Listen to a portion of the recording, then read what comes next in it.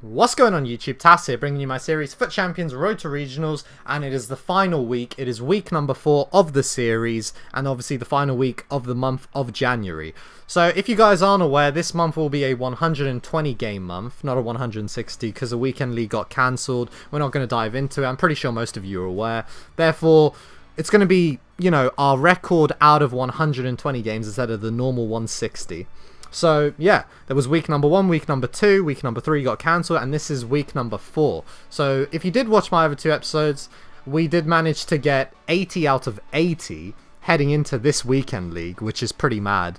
Meaning we were heading into it with perfection, and the chances of messing up a chance to not get to the regionals, which for you guys who aren't aware is top 12 in your region. So obviously my region being Europe, it is extremely competitive. Even though it is extremely competitive, to head into the final week not having lost, so 80 out of 80, the chances of me not having made it would have been very small, to be honest. You know, anything can happen, but it was pretty small. So I'm glad to say I have made it to another regionals. I'm more happy that I've made it pretty comfortably to the regionals. I mean, you know, these FUT Champions weekends sometimes just stress you the hell out. So to say that I'm going to Paris this weekend and going to what EA have announced the next regional to be, guys, for the month of January is in sunny Spain in Madrid. Madrid will be the host city, and I believe it is in May. I believe it's like May 4th, something like that, first weekend of May. I might be wrong on that, but it's around May, so it's pretty long way away. But you know, there's going to be an event in Madrid, so it's going to be pretty awesome. So, you know, the chance to go to that, it should be good, should have a good time. So, yeah, pretty buzzing about that. But other than that, we've definitely secured that. But let's see where we can finish in the month of January. So basically, yeah, I was gonna get around the top 5 mark, probably guaranteed at this point, after winning like 29 games. As you can see on the screen, guys, I'm on 30 wins and 9 remaining, meaning I did lose a game, and I lost at around 9-0. I believe it was my 10th game I lost. The guy was really good, but I mean, in my opinion, I think I posted the stats on Twitter, and I know sometimes, I think, what's the saying? Stats don't lie, or something like that, I don't know. But I do believe in it, and yeah, the stats did not lie. They were heavily in my favour. Unfortunately, I did not take my chances, and he took his, and I believe it was a narrow extra time loss. But to be fair, he was a really good player. I was struggling at the same time as, me like saying that I should have won. He was a really good player, so yeah, we're not going to harp on that, but that did delete the opportunity to have a perfect month. Now, technically, it's not a month because it was only 3 weekends, but that deleted the chance of, you know, getting 120 out of 120, which, you know, you say it to yourself and you're just like, what the hell? Like 120 out of 120. It's mad, but we're still on for 119 out of 20, which, to be honest, sounds just as freaking mad.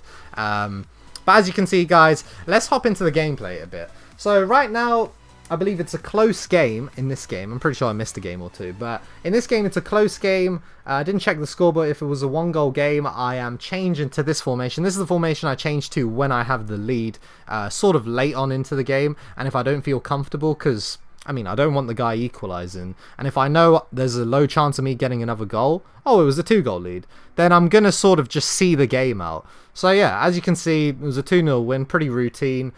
He stayed strong, didn't concede too many goals, but yeah, we got the win. As you can see there, Ronaldo with a beautiful Berber spin into the finesse shot into the far corner. Pretty nice goal from Cristiano Ronaldo.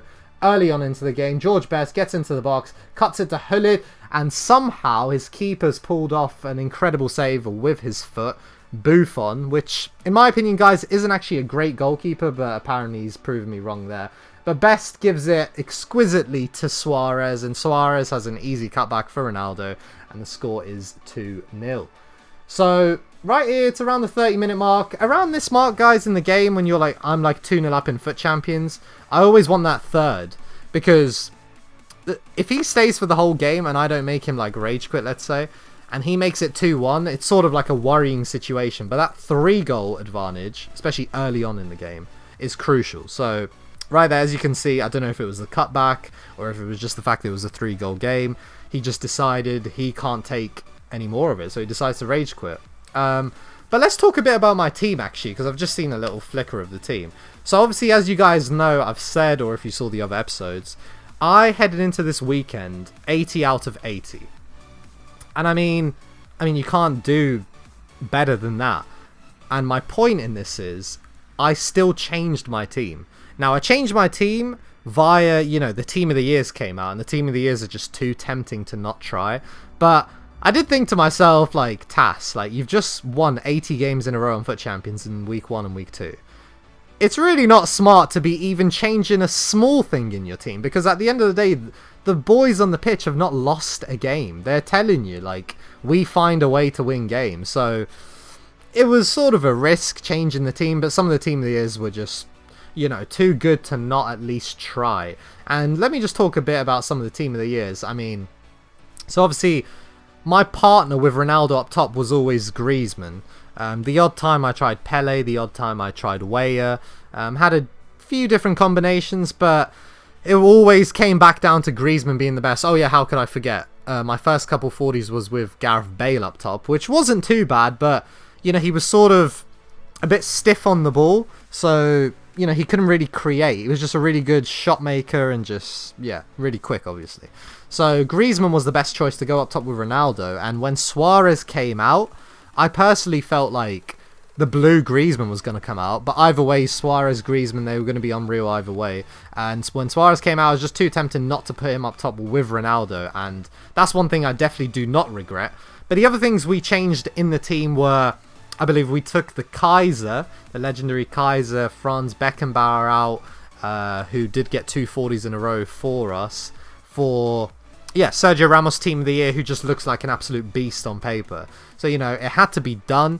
Do I feel like it's the correct decision? I think I need longer to, make a decision on whether it's a better... I'm not denying he might not individually feel better than Beckenbauer, or maybe another legend centre-back in the game, but it's how, like, they fit into the team and whether, like, how they play with the other players in the team. It's not that Ramos is not a great player, because right on cue, he just decides to put one top goddamn bins. And as you guys know, I think with like Ramos and Beckenbauer and Blanc, they're very technical centre-backs. So when they go up for corners, and if you're like playing the ball to feet around corners, and unfortunately you pass it to like, let's say, your centre-backs. Let's just say you have like Boateng, really top quality centre-back, probably one of the best in the game, or Smalling or something. They're pretty bad with the ball at their feet. They're not really going to do anything offensively. But Blanc, Ramos, Beckenbauer, these guys can literally, score with the best of them. So that's one benefit for sure. But at the end of the day, you want your centre-back to be defending primarily. And he is defending really well. But to say whether I've made the correct decision on him, I'm not too sure yet. We will see.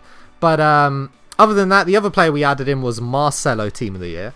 And he is definitely the best left-back I've used. I don't have any ifs, buts, or maybes about it. He's the best left-back on the game. Or whether, again, if he works in a team scenario, I'm not too sure yet. Whether, what I mean by that is he, like, pushing up the pitch too much? Is he leaving gaps in behind? Just because he's individually better than, let's say, a Sandro does not mean he's going to be better in your team. So yeah, that's how it works, but I'm not too sure what conclusion to come to yet. But he's definitely the best left-back I've used, and the 4-star skills, on the odd occasion, do help if you do some skills here or there. So yeah, we implemented 3 changes into our team out of a team that, was perfect in the last 2 weekends. So it was, you could look at it as stupid or silly or a risk. I just look at it as not being satisfied with what you're doing, always trying to improve. And if you say, how can you improve a 40 out of 40? You can improve a 40 out of 40, because when I've got a 40 out of 40, I've always looked at how many games in my 40 games in my head, off the top of my head, was I like, oh wow, that one could have easily swung the other way. And you're always going to have a couple, because it's impossible to play perfect every game. But if you've got a very large proportion of games that were dodgy, then, maybe you just got away with murder and that's how you got 40 out of 40. Maybe it wasn't, maybe there was an element of luck involved. So, yeah, you've got to always try to get the best. You've got to just try and improve all the time, and that's what I try to do, and that's why I made some changes into my team. But other than that, before I hop into the gameplay, let's talk a bit about Paris. So basically, guys, this weekend, well, actually this weekend, obviously this video is coming out on the Thursday, in less than 48 hours, there will be the European Regional held by EA Sports in Paris, in obviously France, on the Saturday, a one-day event where the elite will be there. The elite of the elite from the month of November it was, guys. The top 12 in November, and a couple other spots were given to like a couple LAN events held by EA in like Sweden and other stuff, but let's not get into too much detail. The point is the top 12, there will be 16 players, so the top 16 in Europe, the best of the best. I mean, you look at the list, it is stacked with talent. The best players on FIFA 17 early on will be playing in Paris this weekend on Saturday. It's going to be mad. What are my expectations? I'm pretty sure, I know a lot of other pro players going to it are sort of aiming for this as well. Obviously, when you go to an event, guys, you know, it's like, you know, we all have our favourite team in football.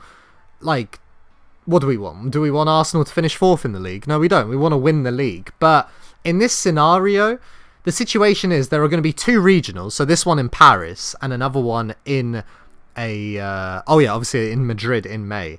And in these 2 regionals, if in either of them you can get a top 4 placement, you'll be qualified for the Ultimate Team Championship. So in short, that is the UTC. You'll be qualified for the UTC, where the prize pool will be bumped from, in Paris and Madrid, the prize pool for first is $20,000, which is mad anyway. But at the UTC, whenever it's held, in Berlin it is, the prize pool for first is $160,000. So yeah, I mean, you just say it in your head, you go from 20,000 to 160. Obviously this is for first place just.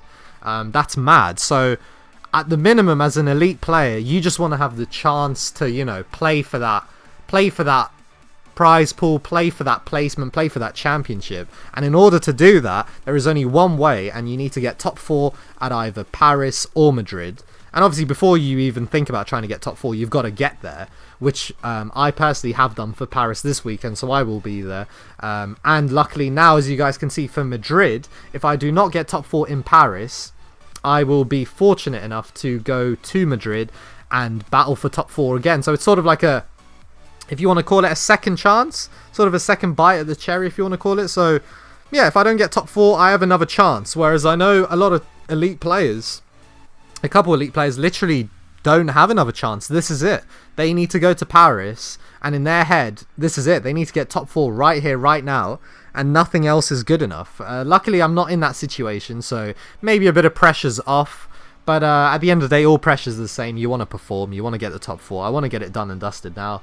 But there's so many elite players, you just don't know what's going to happen. But yeah, it's going to be fun. It's going to be exciting. I'm sure everybody watching the stream, you know, whoever does tune in, for you guys who do enjoy the top level of FIFA being played, literally the top level of FIFA will be played this weekend by the majority of the players there. It's absolutely stacked. So make sure you do tune in. Follow EA Sports' Twitter. I'm pretty sure you guys all do already. But if you don't, do follow them or me. We or I or they will be tweeting the stream out. I believe it's actually their wallpaper on their Twitter handle at the moment. I'm not sure, but don't quote me on that. But yeah, it's going to be interesting. It's going to be mad. But yeah, really looking forward to it. Obviously, as I said, it's literally 48 hours out. Therefore, I had to, you know, sort of address this video with that in mind, like, as the majority of the video. Because, yeah, in 48 hours, guys, we're literally, I mean, just over 48 hours, we're going to know who the champion of the European Regional is. And, I mean, not to be funny, but the gap between Europe and the rest of the world is huge. So literally, whoever wins this or whoever finishes in the top 4 in this, you know, you are the best in the world, to be honest, because Europe is just so far ahead. It's just as simple as that, guys. If you look at simply, the best way to look at it is just look at the FUT Champions leaderboard and look at what you have to do in Europe to get top 12, and then compare it to the rest of the world and compare it to North America, and you will see a huge gap difference. Huge. It's not even close. So I think that's a fair enough thing to go off, that Europe is ahead of everybody else by a huge margin in FIFA at the moment. So yeah, it's going to be mad again. Not going to harp on it too much. So yeah, that's what I'm going to say. Obviously, I'll try my best. my aim to finish it off, what's my aim? I'm pretty sure I know a lot of other pro players look at it this way. You aim for first because you want to win, and you naturally go to tournaments to win, but in this specific scenario, my win is a top 4. Because you get top 4, you go to UTC as I explained, and you have a chance to, you know, fight for 160,000 first place prize. So my aim is top 4. I know a lot of other pros probably feel the same. Maybe if not all the players go and probably feel the same, to be honest. You gave them top 4, they bite your hand off for it. So yeah, we'll see what happens. Do tune in, it's going to be a mad one. But yeah, as you can see, guys, I mean, I've harped on about FUT Champions. We did end on 39-1, which is pretty mad. We ended up finishing first, guys. So this leaderboard you're looking at right now is not the leaderboard that is the final leaderboard. There's a couple adjustments, but I did end up coming first in January, guys. So yeah, I came first. Madness, 119 out of 120 wins. I believe second place was tied with me, was Ty Walton, a friend of mine, a player who's played for many years. So it was quite funny to see me and him sort of first and second in the month of January, and obviously Gorilla, as usual, always near the top. But yeah, that's going to be it for the end of the video, guys. We ended up coming first in January, first in the world, if you want to call it, hype it up however you want. But yeah, I believe you're going to be looking at a black screen for the last like 10 seconds because I've literally harped on. But yeah, that's going to be the end of the video, guys. If you did enjoy, please do leave a like on the video. Subscribe if you are new. Wish me luck in the comment section below for Paris. I do appreciate every single positive thing said about me, etc. So yeah, until next time, guys, I will catch you later. Peace.